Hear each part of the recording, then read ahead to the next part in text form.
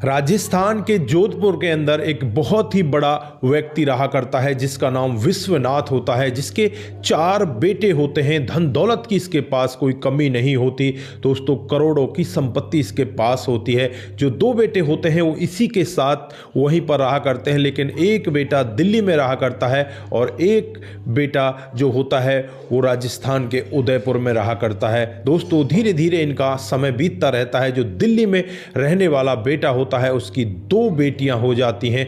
2 बेटियों में से बड़ी वाली बेटी को एक लड़के से प्यार होता है और उस लड़के के साथ वो शादी कर लेती है, लेकिन छोटी वाली बेटी को घर के ही नौकर से प्यार हो जाता है और उसके बाद जो इनके जीवन में बदलाव आता है कभी किसी ने सोचा भी नहीं था। अगर आप लोग भी पूरे मामले को डिटेल से जानना चाहते हैं तो वीडियो को जरा सा भी स्किप ना करें, लास्ट तक वीडियो को जरूर देखिएगा। आगे बढ़ने से पहले हमारी वही रिक्वेस्ट कि जो हमारे चैनल के साथ नए हैं कृपया करके चैनल को फॉलो कर लें, बेल आइकन को जरूर प्रेस करें। नमस्कार, जय हिंद। आप देख रहे हैं APH न्यूज राहुल रावत के साथ। दोस्तों आज की जो हकीकत की घटना आप लोगों को बताने जा रहा हूं ये राजस्थान के जोधपुर की हकीकत की घटना है। यहां पर विश्वनाथ सिंह नाम के एक व्यक्ति जिनका रुतबा चारों तरफ होता है, उनके पास हाथी, घोड़े, बाग, बगीचे, तमाम तरह की सुख सुविधाएं होती हैं। इनके 4 बेटे होते हैं जिनमें से 2 बेटे इन्हीं के पास रहते हैं और इनमें से एक छोटा वाला बेटा होता है जो दिल्ली में रहा करता है, जिसका नाम धनंजय होता है, जो पेशे से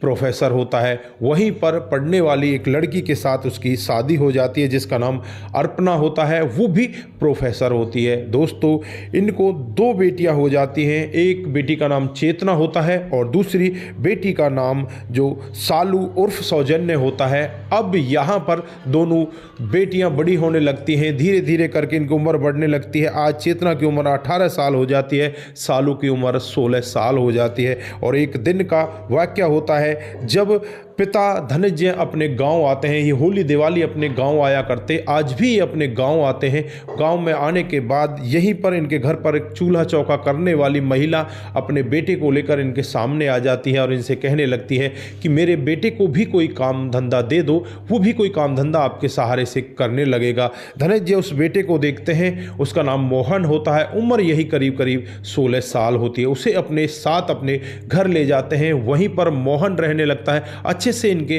कामकाज को करने लगता। मोहन की जो आदत होती है बहुत ही ज़्यादा हंसाने वाले की होती है, वो हर समय इनको खुश रखा करता। कभी इनकी गाड़ी साफ करता तो कभी घर के अंदर जाकर सफाई किया करता। इसी तरह से लगभग 2 साल का समय बीत जाता है। आज मोहन 18 साल का हो जाता है और इधर जो यहाँ पर प्रोफेसर साहब की बड़ी वाली बेटी होती है उसको एक करोड़पति लड़के से प्यार हो जाता है। इस सब के बारे में माँ को भी पता चल जाता है, बेटी जो दूसरी होती है सालू उसको भी पता चल जाता है, पिता को भी पता चल जाता है, लेकिन दोनों का बराबर का खानदान होता है तो ही कहते हैं कि बेटी ने अपने लिए एक अच्छा साथी चुना है। उसके बाद जो छोटी वाली बेटी होती है सालू एक दिन मोहन के पास आती है और मोहन से कहने लगती है मोहन मुझे भी एक बॉयफ्रेंड बनाना है, मैं भी बॉयफ्रेंड बनाना चाहती हूँ। मोहन उससे कहता है कि ठीक है फिर बना लो, इसमें क्या कमी है, जो तुम्हें अच्छा लगे उसे बना लो।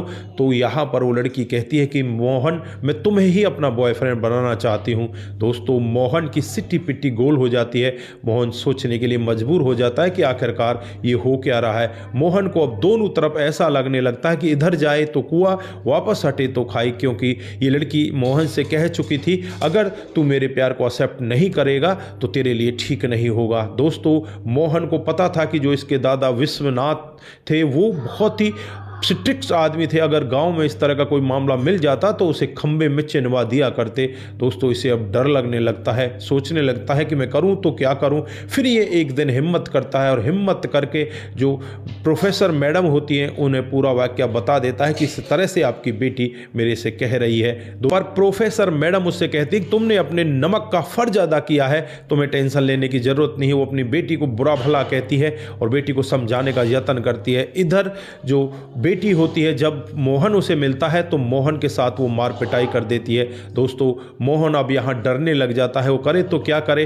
अब यहाँ पर वो धीरे धीरे करके और कुछ समय निकाल लेता है, वो और लगभग 20 साल का हो जाता है। अब वो अपने मालिक प्रोफेसर से और उनकी पत्नी से कहने लगता है कि मुझे एक दूसरा काम मिल रहा है, मैं वहाँ पर काम करना चाहता हूँ, क्योंकि यहाँ पर तो 2-3 हज़ार रुपये मिलते हैं, मेरे घर वालों की ज़रूरतें बढ़ चुकी हैं और वहाँ पर मुझे 18 से 20 हज़ार रुपये मिल जाएंगे, मैं वहाँ जाकर काम करना चाहता हूँ। दोस्तों यहाँ पर जो प्रोफेसर होते हैं वो भी कह देते हैं ठीक है तू वहाँ जाकर काम काज कर ले। फिर वो यहाँ से हटकर दूसरी जगह चांदनी चौक में चला जाता है और वहाँ पर अपने दोस्तों के साथ काम काज करने लगता है।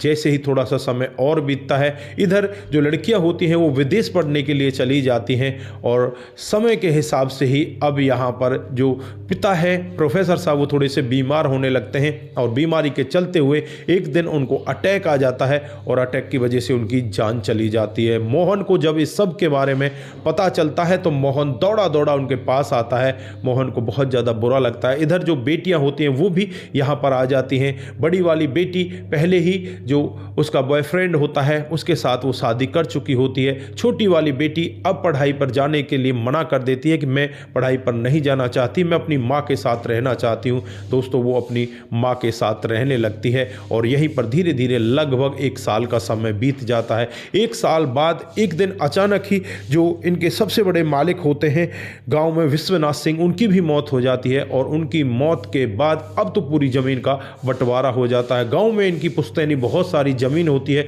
उसमें इनको बहुत बड़ा हिस्सा मिलता है। जो प्रोफेसर मैडम होती है अर्पणा, वो सोच में पड़ जाती है कि यार मैं तो किसी को गांव में जानती भी नहीं, मैं इस ज़मीन को कैसे रख रखाव करूंगी, कैसे काम काज चलेगा। फिर वो मोहन को याद करती है और मोहन को अपने पास बुलाती है। दोस्तों मोहन यहाँ पर आ जाता है और फिर मोहन के दिल में वही भावना घूमने लगती है कि कहीं सालू दोबारा से मिल जाए, वो तेरे साथ ज़बरदस्ती करने लग जाए। फिर मैडम से वो कहने लगता है कि तुम सालू की शादी क्यों नहीं कर देती। तो मैडम कहती है कि मैं सालू की शादी भला कैसे करूं, आप उसकी हालत तो देख लीजिए। उसके बाद ये मैडम इस लड़के को अपने कमरे के अंदर ले जाती है जहां पर सालू को बंद कर रखा था। सालू एकदम से जैसे ही दरवाज़ा खुलता चीखने लगती है, चिल्लाने लगती है, कहने लगती है कि मुझे पैसे दे दो, मेरा मोबाइल दे दो, मुझे दवाई लेकर आनी है। दोस्तों अब मैडम जब यहाँ पर मोहन को पूरा वाक्य बताती है तो मोहन की आंखों में भी आंसू होते हैं। दरअसल जब इनके पापा इस जहां को छोड़कर चले गए थे उसके बाद से इस लड़की के ऊपर ही पूरी जिम्मेवारियां हो गई थी। घर का सारा पैसा जो जिम्मेवारी है इसी के ऊपर थी। ये पैसे बहुत ज़्यादा खर्च करती और वहीं पर एक करोड़पति लड़के से इसकी मुलाकात हो जाती है। करोड़पति लड़का खुद नशेड़ी होता है और यहाँ पर इस लड़की को भी नशे की आदत डाल देता है और अब ये लड़की इतनी ज़्यादा आदी हो जाती है, इसे नशा ना मिले तो ये पता नहीं क्या कर दे। अब यहाँ पर जो मैडम है वो कहने लगती है कि इसका कोई इलाज भी नहीं हो सकता, मैं तो ये चाहती हूँ इससे पहले मैं मर जाऊँ। यहाँ पर जो मोहन है वो कहता है कि नहीं नहीं मैडम, ऐसी कोई बात नहीं है, कोई ना कोई जगह तो ऐसी रही होगी जहाँ पर इसका इलाज बना होगा। फिर यहाँ पर मैडम और मोहन दोनों ही पता करते हैं कि स्विट्जरलैंड के अंदर एक पैरामेडिकल रिसर्च सेंटर है, वहाँ पर इलाज हो सकता है। फिर सभी लोग तैयार हो जाते हैं। तैयार होकर जो इसकी बड़ी वाली बेटी होती है चेतना, वो और मोहन और इधर जो अर्पणा और ये लड़की सालू, चारों के चारों लोग सीधे स्विट्जरलैंड में पहुंच जाते हैं और वहां जाकर उस रिसर्च सेंटर में इसका एडमिशन करा दिया जाता है। दोस्तों ये माँ बेटी तो वापस आ जाती है, मोहन को वहीं पर छोड़ दिया जाता है। मोहन यहाँ रहकर अब सालू का इलाज कराने लगता है। लगभग 4 महीने का समय बीत जाता है। 4 महीने में सालू का जो इलाज है वो लगभग पूरा हो जाता है, उसकी हालत में बहुत ज़्यादा सुधार आ जाता है। और अब यहाँ पर जो रिसर्च सेंटर वाले होते हैं वो कहने लगते हैं कि 10-15 दिनों के लिए आप इस सालू को यहीं पर कहीं कमरा किराए पर लेकर रहो और इसकी हालत में अगर कुछ बिगड़ा हुआ दिखाई दे या इसकी हालत ऐसे लगे कि अब ठीक नहीं है तो इसे दोबारा हमारे पास ले आना, नहीं तो अब इसको ज़रूरत नहीं है, ये बिल्कुल ठीक हो चुकी है। पर इसका एक बात का ध्यान रखना, कभी भी इसका दिल ना दुखे और इसको किसी भी तरह से कोई परेशानी ना हो। दोस्तों मोहन यही सब कहता है, ठीक है अब इसको किसी भी तरह से कोई परेशानी नहीं होगी। उसके बाद मोहन उसे लेकर एक होटल के अंदर रहने लगता है, लेकिन सालू का जो व्यवहार होता है वो मोहन के प्रति पहले से ही प्यार भरा होता है। अब यहाँ पर सालू मोहन को प्यार भरी निगाहों से देखने लगती है, उससे प्यार भरी बातें करने लगती है। मोहन भी अब यहाँ पर जो रिसर्च सेंटर वालों ने बताया था कि इसका दिल ना दुखे, इसलिए मोहन भी ये सब करने के लिए तैयार हो जाता है और उससे प्यार भरी बातें करने लगता है। दोनों यहाँ पर एक दूसरे से प्यार का इजहार करते हैं और जीने मरने की कस्में भी खा लेते हैं। दोस्तों अब यहाँ पर 15 दिन के बाद जब ये लड़का मोहन उस प्रोफेसर मैडम के पास फ़ोन करता है कि आपकी बेटी बिल्कुल ठीक हो चुकी है और आप आ जाइए, यहाँ से फिर वापस चलते हैं। दोस्तों वो लोग यहाँ पर वापस आ जाते हैं, लेकिन यहाँ आने के बाद ये लड़का फिर से अपनी मैडम के पैरों में बैठ जाता है और उससे कहने लगता है कि मैडम जी मुझसे बहुत बड़ी गलती हुई है, लेकिन मैंने ये गलती जानबूझकर नहीं की, मुझे मैडम को ठीक करना था, इसलिए मैंने ये गलती की है। दोस्तों यहाँ पर प्रोफेसर मैडम उससे पूछने लगती हैं तूने क्या गलती की है, तो वो कहता है कि मैंने अब इस सालू से प्यार का इजहार कर दिया और सालू ने भी मुझसे प्यार का इजहार किया है, मैंने इससे प्यार भरी बातें भी करी हैं और इसके साथ प्यारपूर्वक मैं रहा भी हूँ।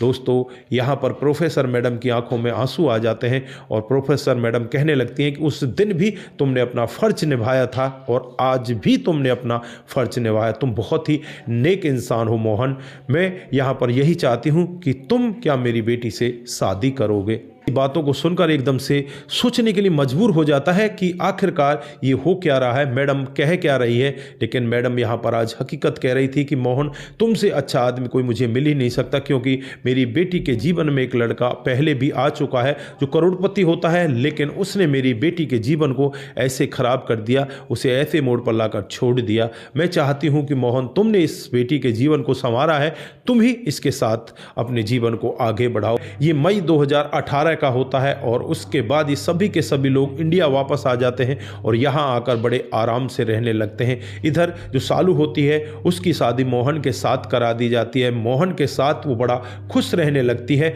और उनका जीवन बहुत अच्छे से कट रहा है। इधर जो प्रोफेसर मैडम है फिलहाल वो रिटायर हो चुकी हैं, वो भी अब यहाँ पर इन बच्चों के साथ बड़े आराम से रह रही हैं। आज इनको 2 बच्चे हैं, इधर जो बड़ी वाली लड़की है उसको भी 2 बच्चे हैं और इनके जीवन में अब तमाम तरह की खुशियां हैं, इनके जीवन में अब किसी भी तरह की कोई परेशानी नहीं है।